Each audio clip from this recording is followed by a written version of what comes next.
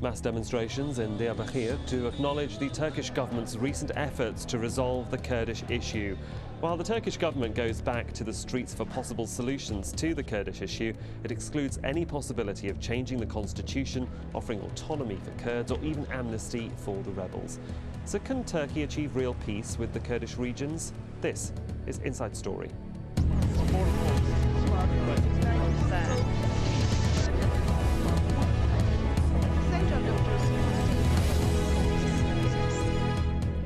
Hello and welcome to the programme. I'm Sahil Rahman. Turkey may be on course to see an end to 30 years of civil violence. The country's Kurdish minority are hoping the government is taking steps towards changing what they believe has been decades of discrimination. They also hope this will mean an end to the violent Kurdish resistance movement. There are reports that just this week 4 Turkish soldiers have been killed in fighting with the Kurdish militant group, the PKK. However, last month, the group's imprisoned leader is said to have drawn up a roadmap for peace. His suggestions are supposed to include that Turkey should take the lead in solving the Kurdish issue that spans several countries. He even supposedly set conditions for the disarmament of the PKK. Turkey's government has been speaking about a Kurdish initiative to deal with the ongoing conflict between ethnic Turks and Kurds.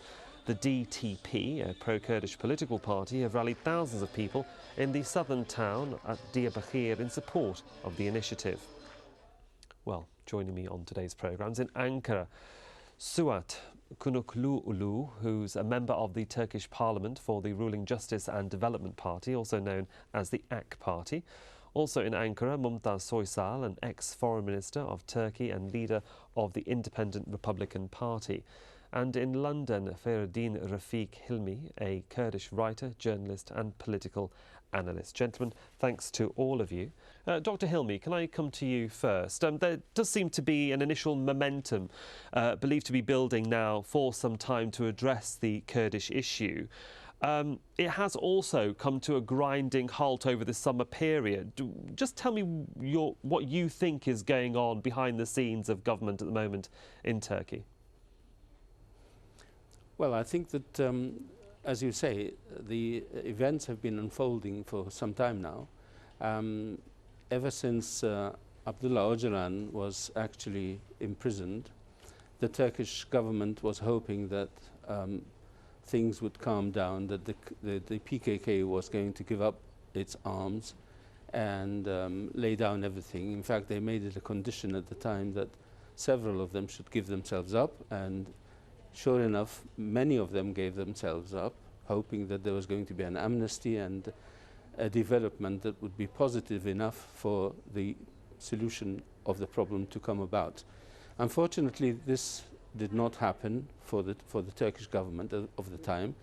This current government seems to be thinking in a long-term strategic way, and I'm fully applauding their initiatives and their efforts to actually try and come close to the Kurds and forget about trying to destroy or beat them. Mr. Kunukluulu, in Ankara, you're actually there, you're part of the ruling party. What is going on, and when will we get some sort of concrete initiative out in the public domain for everybody to debate in Ankara? Well, the debate has actually started already, but Turkey is intensely discussing what we define as a democratic opening. But if you procedurally are asking me what is likely to happen, this is what's going to happen.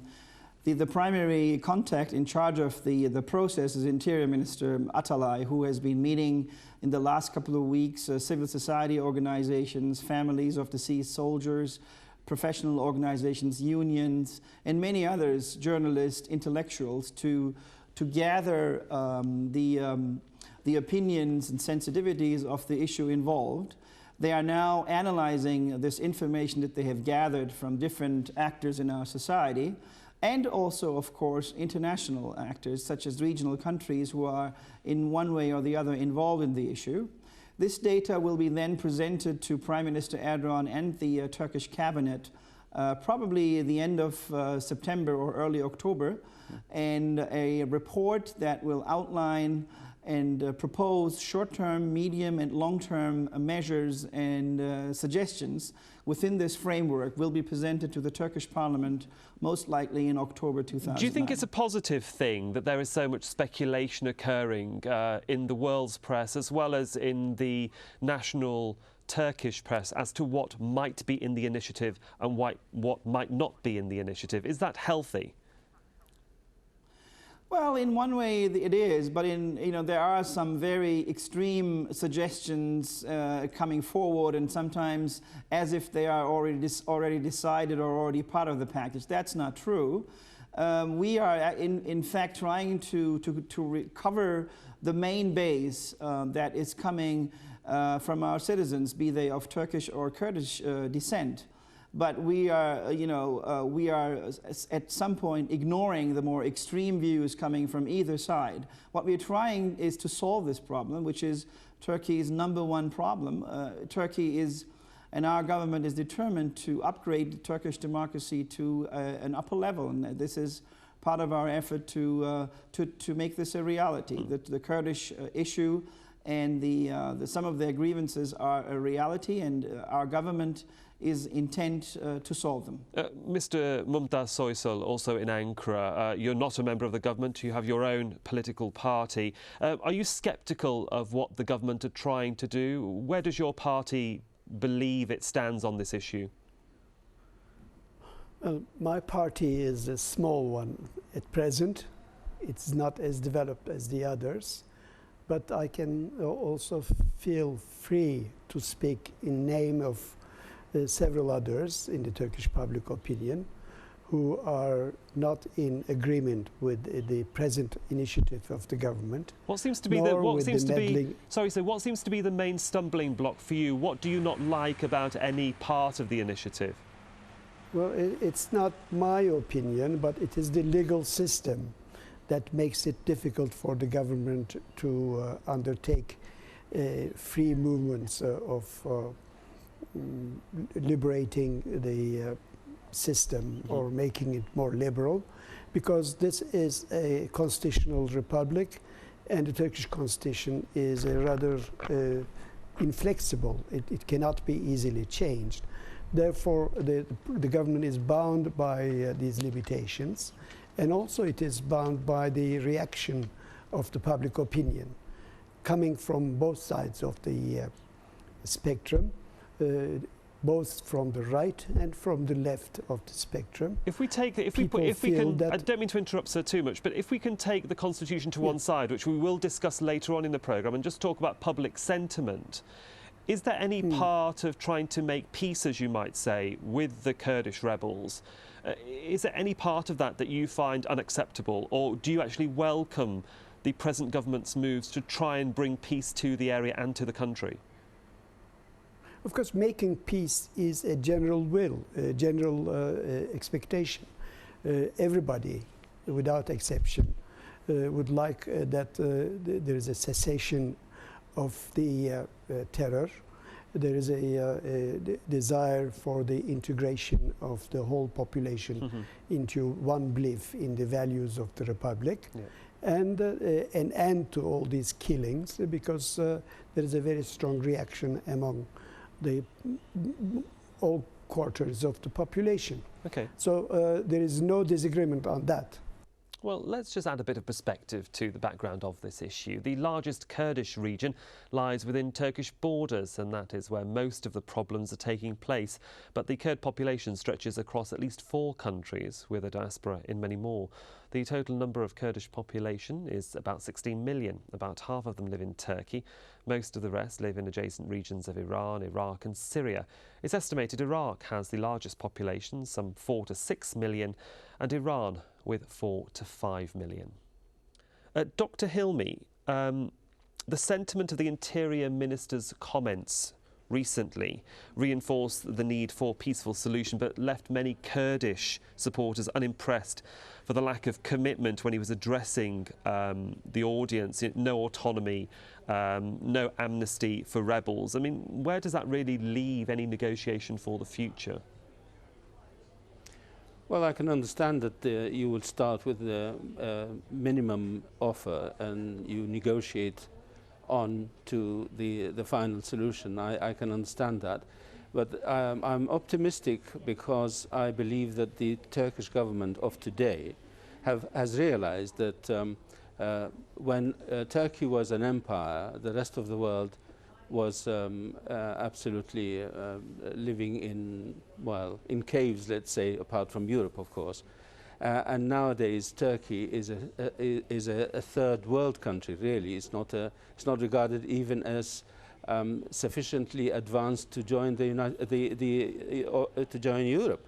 And I think the reason for that is the isolationism that followed the First World War, when Turkey sort of isolated itself from its previous associated nations, such as the Armenians, the Greeks, the Kurds, and so on.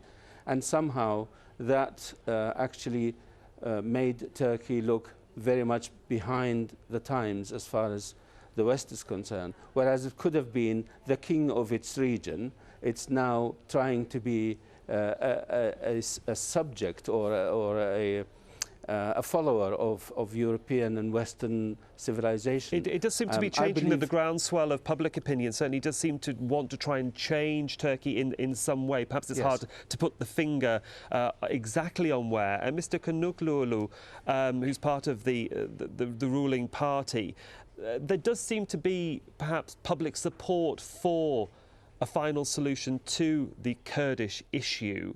So how do you reconcile public opinion and need with the constitutional limitations that you have to work within? Well, look, there's no doubt that the Constitution is rather rigid, and as Mr. Soysal is one of those people who knows this very well. But I think there is enough public, as you say, agreement on that this issue needs to be solved.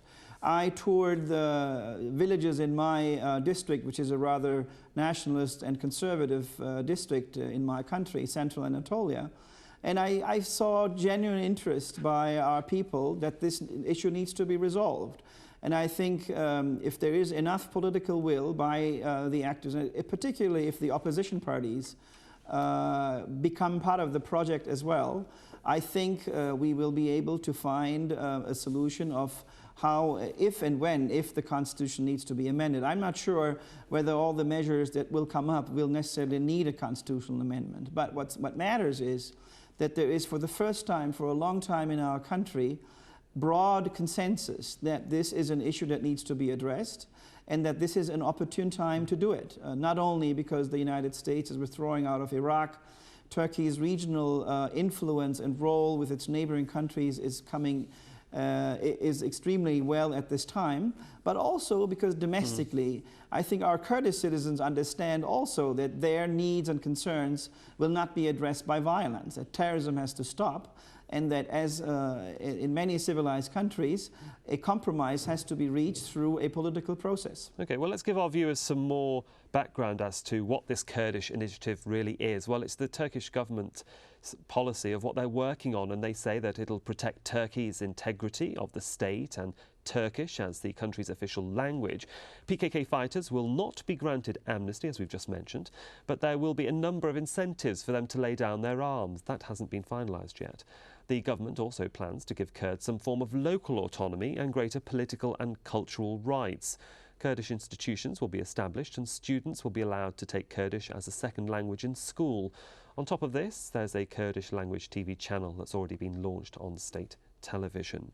Mr. Soysal, are any members or associates of yours within the opposition groups scornful or perhaps feel that the accusation that you're scaremongering come true at all? Do you think that that's a valid argument to make, that the opposition parties are just trying to scare the public and that they're not really that keen on trying to make amends with the Kurdish population? I personally think that there will be almost no problems with individual liberties, individual rights of the persons to use all the possibilities of complete personal freedom. And although in the past there have been many limitations on these, thanks to the efforts of the present government and also those of who preceded this government, the climate became much more liberal on that. So there is no prohibition of the use of language publicly or privately, or there is even a Turkish broadcasting station, both on TV and radio. And it's free for all these people whose mother tongue is Kurdish to speak it and to develop it. The difficulty comes with group rights of Kurdish society as such, and that is the difficulty with the constitution, which doesn't accept that sort of changes in the system, because this may lead, according to these the rules of the constitution, to the disintegration of the nation. Because let's and that is a worry. That is a worry for the army, isn't it? I mean, the army chief has spoken out. If I can just quote what he said recently at a national security meeting, the Turkish armed forces will never accept a change to the nation state or unitary state structure of Turkey for any reason, as is expressed in the 3rd article of the Constitution of the Turkish Republic, which cannot be changed. Turkey is a single, undivided state with its country and nation. Its language is Turkish. That's İlkay Başbuğ. He's the Turkish Chief of General Staff. When you have statements like that made quite public, obviously politicians and the public do keep a very close eye on what the military think, don't they? But it's not just the opinion of the army. I think a large part of the Turkish public opinion, both in legal circles, in academic circles, and also in the public in general, have this fear of the disintegration of the nation, because the Turkish population of the present republic is not very homogeneous, ethnically speaking. Well, can I ask Mr. Konukluoğlu in Ankara, do you believe that you're concerned about the breakup of Turkey because of language or a larger group of ethnic minorities? No, I'm not. I have the self-confidence of a Turkish citizen, and I think of all of our citizens should have. This is a great nation. It's true, we are made up of different ethnic backgrounds. This is quite normal. We are the inheritor of a large multi-ethnic empire. I think Turkey, the Turkish Republic, is going to continue as a unitary state, but we also need to address the concerns and the demands of our citizens who want to exercise more of their cultural, linguistic rights. And that's perfectly well fine with us. I think Turkey is not going to disintegrate because the Kurds will choose to watch Kurdish television, or will be able to enjoy to have the village names or county names to be returned in their original names. And whatever other measures our country and this leadership will devise is not going to divide this country. Turkey is, I think, a growing power in the region, an example and an aspiration, an inspiration for many regional countries, and I find it really out of place to be concerned about Turkey disintegrating. Turkey is a country, a model country in this region, and I have no concern whatsoever. But it has to be said, though you are a growing influence in the region, I'm going to come back to Dr. Hilmi here, though Turkey is a growing influence in negotiating several peace deals in the Middle East and further beyond, you have to get your own house in order first, don't you, before you can actually stand up and, you know, with some integrity and say, yes, we are impartial, we can help negotiate your problems, when in fact you can't even sort your own problems out in your backyard. That's quite correct, and that's the answer to the last speaker. I think it was Mr. Konukluoğlu, yes. Mr. Konukluoğlu. Yeah. That is the answer, definitely. But I mean, in answer to the first speaker, Mr. Soysal, the Constitution is just a red herring. It is man-made. It's not a holy book that one has to abide by it, whatever happens, in the face of all adversity. But Dr. Hilmi, it is quite rigid. I'm sorry, Dr. Hilmi, it is quite rigid, though, because the Constitution is set in stone. If anybody disagrees with it, it then goes to anybody disagrees with laws that are passed in Parliament, they then go to the Constitutional Court, which can then overturn what Parliament's already voted on. Yes, but it's the human beings that take them to the court, not the Constitution. It is the attitude of the human beings and the decisions made by them and by those who want to use it as a red herring and as an excuse not to change the situation. I think the Constitution is not sacrosanct. Do you think that opposition parties, if there were some sort of negotiated deal to bring in the Kurds in a peaceful deal as such, do you think the opposition groups would go to the Constitutional Court? They probably will, but I think the government seems to be strong enough to be able to overcome this kind of tactics. Let's come back to the question of whether or not Turkey is going to be disintegrated or not. I'm living in a country. There are 4 major nationalities in this country, and it's called the United Kingdom. And they all have their own parliaments, and they all have their own languages and everything else. And the United States is made up of some 50 states as well. They are not based on ethnic background, but they are different states. They have their own laws. They have their own culture. Even California, for example, is mainly Spanish culture. And that doesn't mean that the United States is going to disintegrate. It's not the system that is going to make the people disintegrate. It is what is being done in the country. If the Turkish government tries to be too hard, then they could easily break up the country. But if they are trying to, if they can be flexible enough and say that the Kurds are also citizens of this country, and unless they feel really guilty about something, they should not be afraid that the Kurds are going to simply pack up and go, breaking up the country. Mr. Konukluoğlu, can I just bring in the fact that the Kurdish leader, Abdullah Öcalan, is still in jail. We're expecting him to make a significant statement on this day. Can a peace deal be done with the Kurds while their leader is still in jail, for a final word? I don't think Mr. Öcalan represents the Kurds of this country. I think if you talk to our Kurdish citizens, you would feel that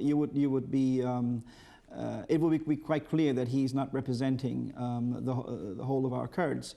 But we as a government, we feel Mr. Öcalan is a leader of a terrorist organization, and he's not a counterpart in this equation. We talk directly to our Kurdish citizens. There's no need for Mr. Öcalan's proposals or suggestions. There's no need for an intermediary. Our citizens and Kurdish citizens are organized under different umbrellas as well. And this is not an issue that came up yesterday. This is for the last 2 decades intensely being discussed in this country. So what and how a democratic opening can be facilitated in this country will become clearer in the coming weeks and months. Well, we shall... as I said, we have the self-confidence to overcome this, and I'm sure in October, when these proposals will be proposed to our Parliament, there will be concrete steps to address them. What's needed, though, we need the main opposition party. We need the main opposition party to engage with this. Well, of course, I'm sure the opposition party will engage, and we will, of course, keep a very close eye on events there in Ankara. To all of my guests in Ankara and in London, thank you very much for joining us, and thank you for joining us on this edition of Inside Story. I'm Sahil Rahman. Thanks for your time and your company. Bye for now.